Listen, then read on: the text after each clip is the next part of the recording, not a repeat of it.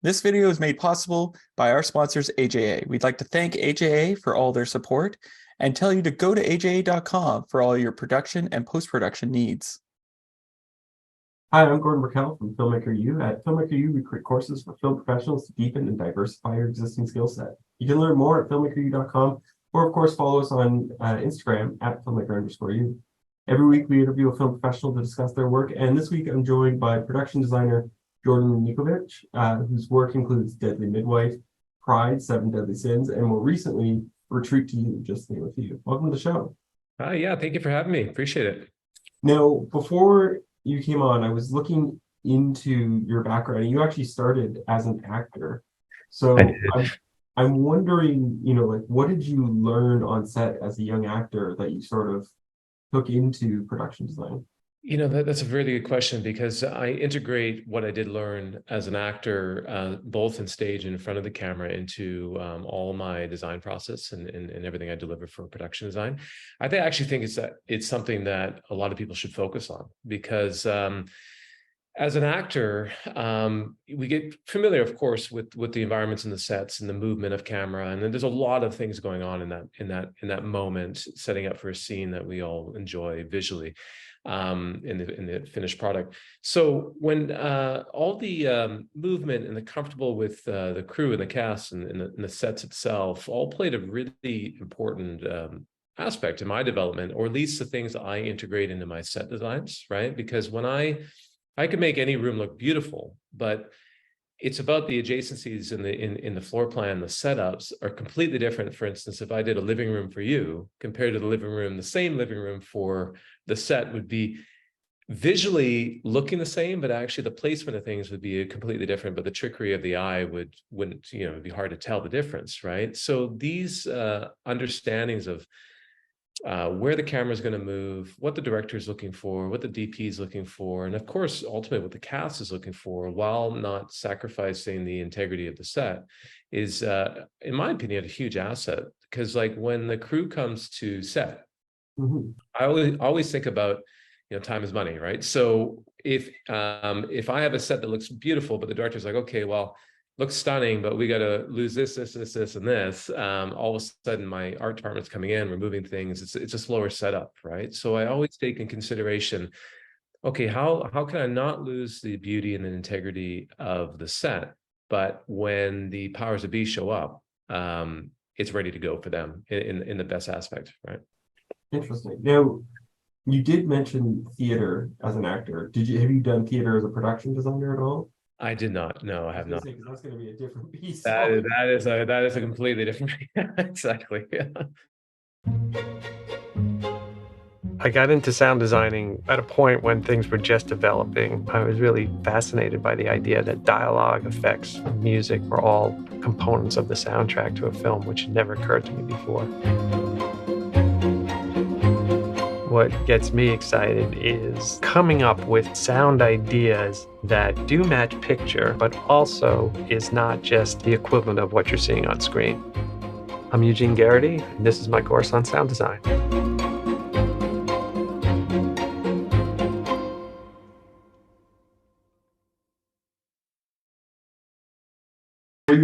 You also talked about like sort of, I don't want to say trickery, but like the sort of, the way we see things on film is going to be very different in the real world. And so like when I always think about Disneyland, Disney World, and how they use like smaller things to make it feel like it's further off.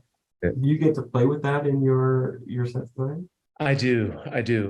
Constantly. Actually, I'm glad you mentioned Disneyland, because that's been really my, nucleus of my imagination. I think since I was a kid, I was blessed to go there multiple times when I was young, and honestly, I was an annual pass holder up towards before COVID hit. So I'm like always going there because of that magic, and because of that perception and that magic that they have for sets, right, with the layers to kind of give that depth, and even though a lot of them are sets and the facades, but when you're in that environment, you don't think that, you don't feel that. So again, tapping into the senses, I was always inspired by that. So when it comes to a set, obviously, I love my job so much to be able to take the words off a page and to build and design these worlds for everyone to enjoy.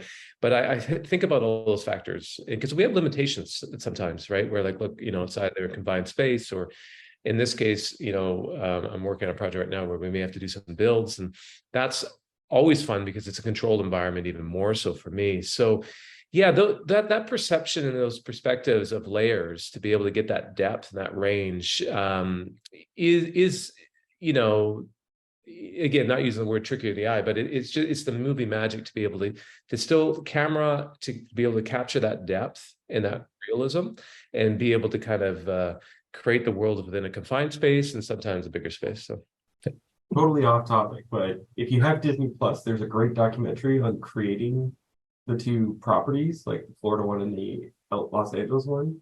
Oh, okay. They talk about when they built the Los Angeles one, it had to look like it was established. Yeah. And so they went around to places where like people wanted to get rid of an old tree that was like really big. And they'd be like, we'll buy it off you for nothing, but let us dig it out and try and get it to the property. So that way the trees look established. Yeah, fascinating. Yeah. It's like this crazy attention to detail. Yeah, and that's what I've inspired by like since day one. It's just because like that, in my opinion, is the ultimate, right? Because when you do take the time without getting lost in all the activities, Disneyland, you can't help, or at least me, to take in the beauty of the attention to detail with just every little thing. Like no matter what, it's the whole world is 360, right? And that is also something that I always provide as a production designer, to if it's required or not, for my directors, my DPs, and my cast, because I think it's important to have that to be immersed in much as you possibly can. Because as an actor too, like if I'm on a set that's like has that attention to detail and has those layers, I'm in my character even easier.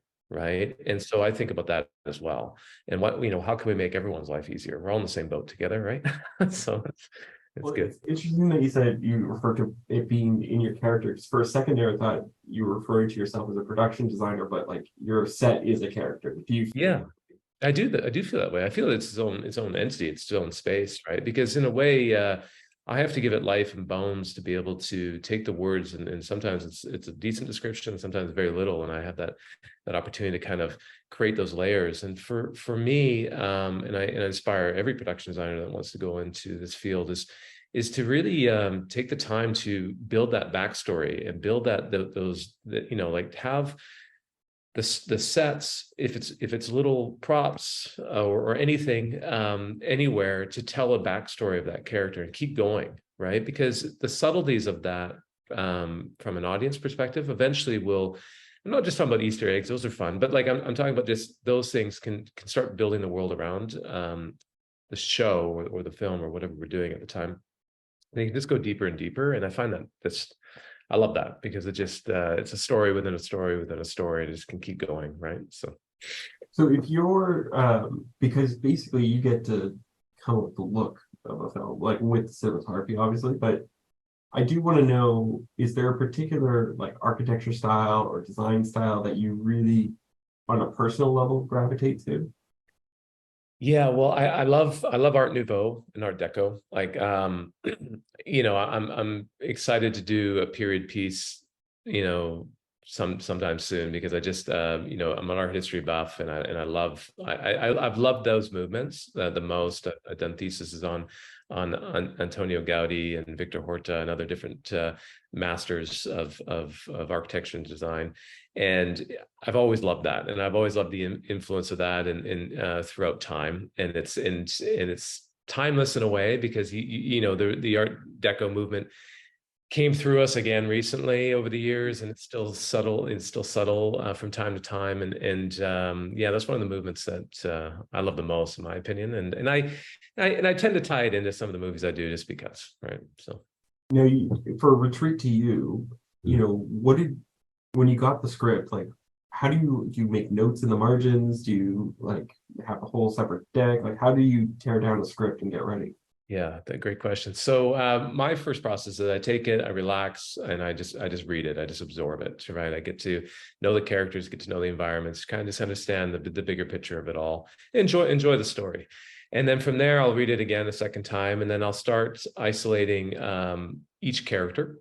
And then so now at that point, if there's 4 or 5 main characters, I'm already going through it 4 or 5 more times and just focusing each read on that individual character.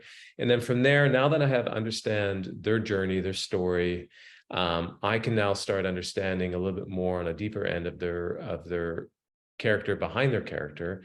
And in respect, of course, whatever the actor brings to the table, which I may have to adjust from time to time. And then I start focusing on the environments at B, right? What are our main locations, secondary locations, third locations, things of that nature. And I start envisioning it. And I start, so after that point, I'm probably 6th, 7th time reading the script. And there, yes, it's notes on within the margins digitally. I start having a little character brief of each character. Then I start doing a location brief of each location. And within those briefs, during that process, I've been talking to the DP, I've been talking to the director, getting their vision, their understanding, and I'm tying that into the needs and wants of the director and the DP, and of course network, and then kind of saying, okay, here are the objectives, here's what's needed from their perspective.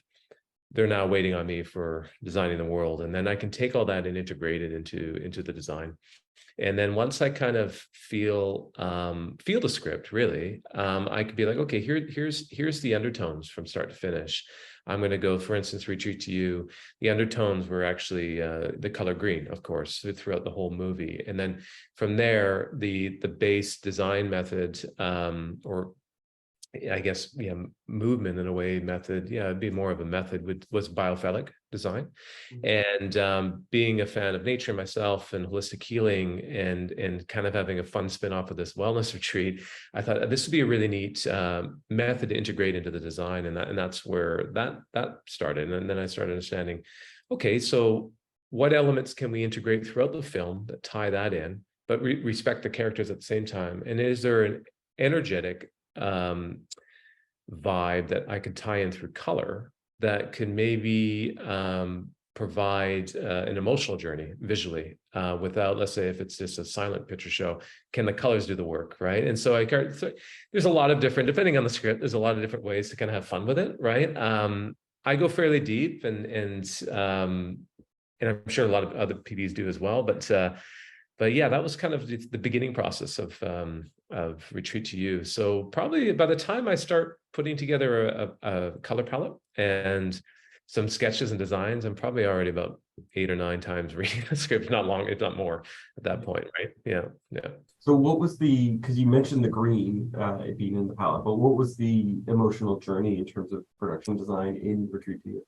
Yeah, so I integrated all the chakra point colors. So I thought that would be really fun because, you got the crown, you got the third eye, you got the throat chakra, you got the heart chakra, you got the sacral, you got the root chakra. And that's almost kind of the journey that she went on, being kind of forced to go to this retreat for her friend, then bumping into, the old flame. And that was emotional. So again, you're tying in with the heartstrings, you're tying in with the mental frustration of actually, does she really want to be there? That started blossoming and opening up because she's starting to kind of relax into it a little bit more, and then getting rooted into her comfort, like getting out of her comfort zone, hiking and doing things that she never really wanted to do, and then reconnecting or kind of going full circle with why she was left at the bus stop, and why did you do this to me? And then realizing the truth, and then those two loves connecting and coming together was almost a complete circle of crown to root and back to crown again. And so when I kind of felt that in the script, I thought, okay, through colors, I'm gonna strategically place certain chakra point colors a little bit more dominantly with some secondary colors throughout certain moments of the film. And if that's either like the goat yoga, which was comical, or in the dining room, or even throughout little tidbits of the film, again, because of our natural beauty of our surroundings, because we filmed it out in Calgary, Alberta, green, mountains, green pastures, green, everything was there. So that was the undertone that I kind of was the base, and then from there I allowed the colors to blossom through it. So it was pretty fun.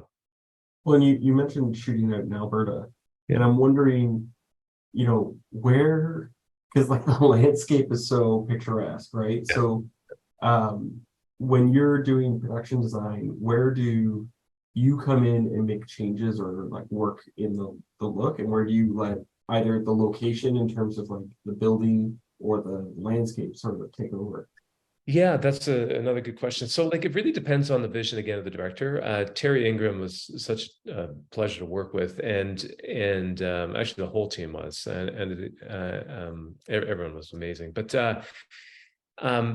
in this particular case, Network and all of us decided that for Hallmark, we wanted to kind of have a little bit of a fall feeling to it, and that was a very, you know, a bit of a challenge, but a fun one, especially in summer. So we when it comes to vast environments, big or small, my role plays a big part regardless. So it's either like for the grounds of the resort were beautiful naturally, but they had to bring it to the level of what kind of complemented the palettes throughout the movie. So bringing in also our own like you know, high-end furniture and other different furnishings for the resort itself, embroidered towels, complementary colors with it, the bars, the every little accent that went along with it, the fire pits, the Adirondack chairs, you name it, everything was all designed for that specific vibe of the movie, and we brought that to life. And integrated throughout there, we did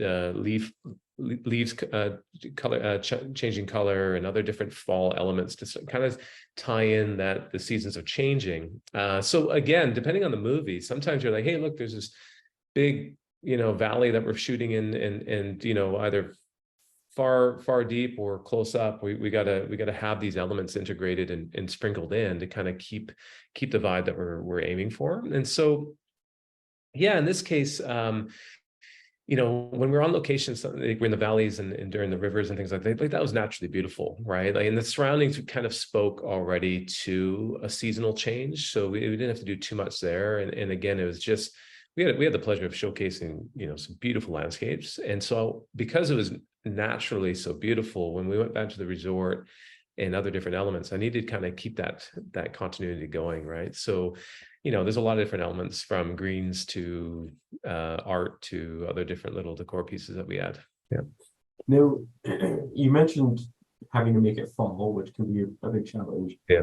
And I wonder how did you work with the DP and the colorist in that? Because, you know, like I've seen colorists come in and be like, okay, well, this tree, even though it's green, we're going to make it look like fall and things like that. So what was that relationship like, and how did you guys figure out things? Yeah, Andy Zielinski is a phenomenal man.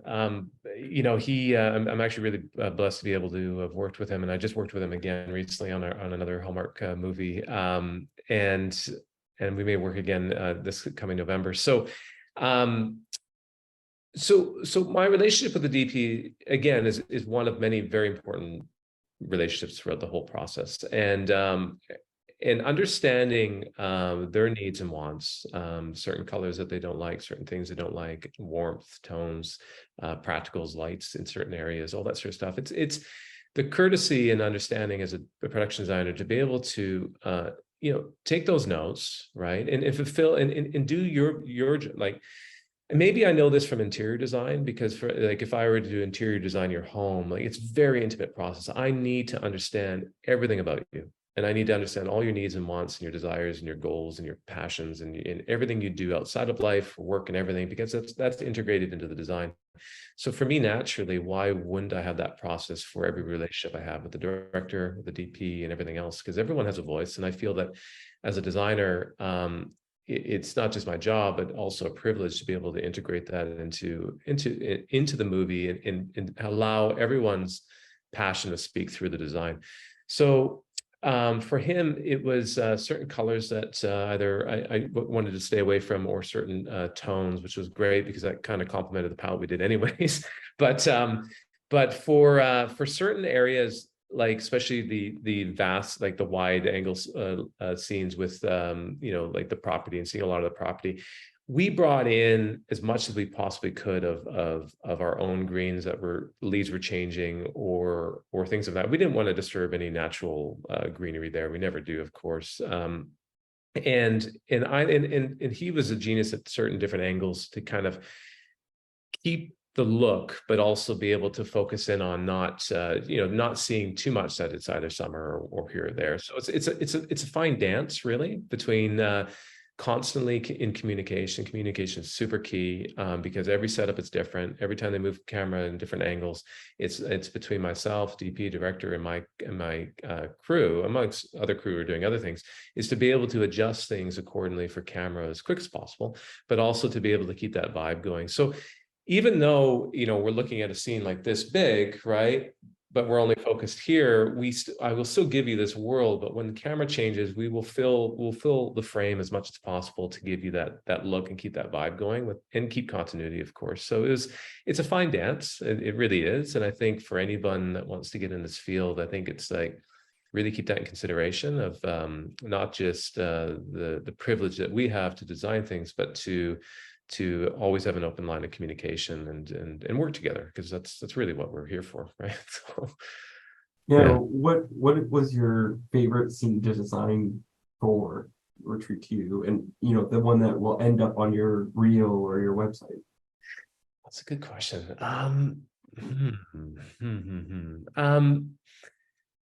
I thought, okay, I had a lot of fun with the dining room, because that whole live green wall with the weeping wisteria and the gong and everything, like that didn't exist. Like we could put all that up, and it really made those scenes, which were comical and fun and very crucial to the dialogue, very grounding when it came to the overall design.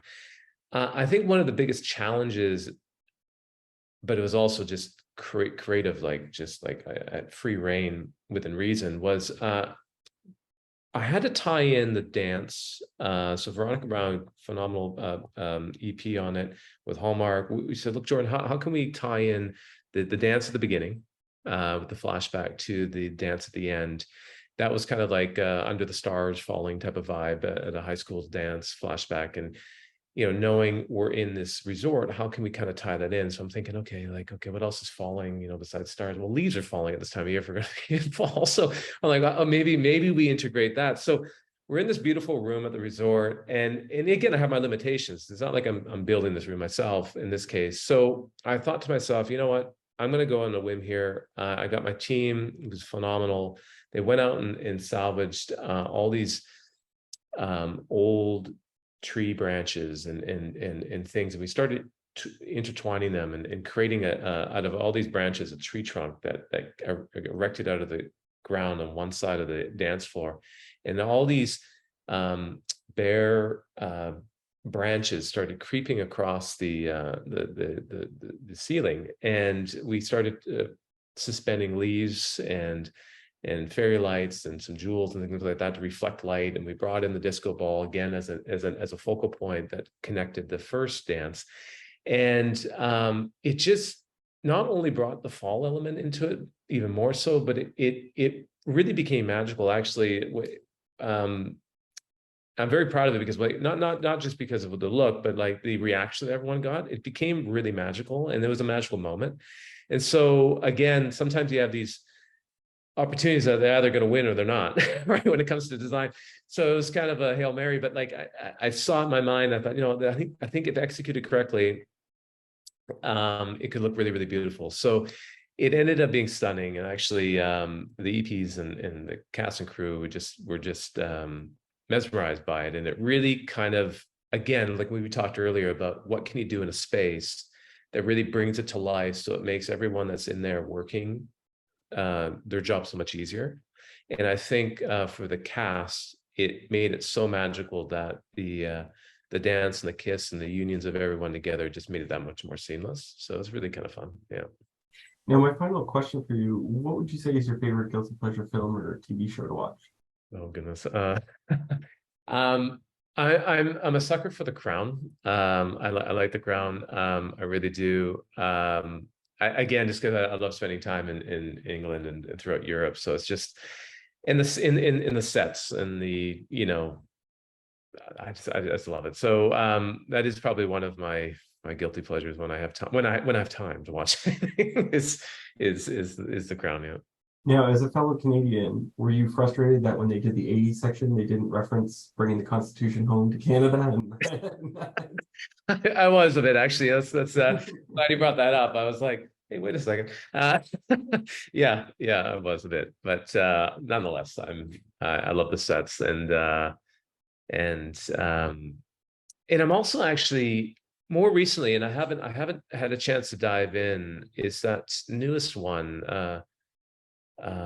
one piece of eight or something kind of, it was on Netflix. It was I'm probably just botched the name because I've only kind of just heard about it and I started watching a quick episode before I got called back to work. But yeah, I think as a I grew up as a kid just mesmerized by the movie magic and every show known to man. So it's very hard to pinpoint one particular show, but like I love everything when it comes to cinema and TV shows and you name it. I think it's just, I love watching other people's craft. I love just absorbing that. I don't think designing these worlds has ruined it for me for watching movies. I think if anything, it's enhanced it because I just, you don't get lost like, oh, that's how they do it. It's just like, okay, yeah. So more of like okay, that was neat. Okay, yeah, I can think of that. Okay, that's a cool idea and that sort of stuff. So I find it almost another level of entertainment. So yeah, that's kind of fun. Well, thank you so much for letting me interview today. Yeah, of course. Thank you. I appreciate the time and everything. And that's it for this week, everyone. Make sure to check us out at filmmakeru.com and of course on Instagram at filmmaker_you. I'm Gordon Burkell. Thanks for watching.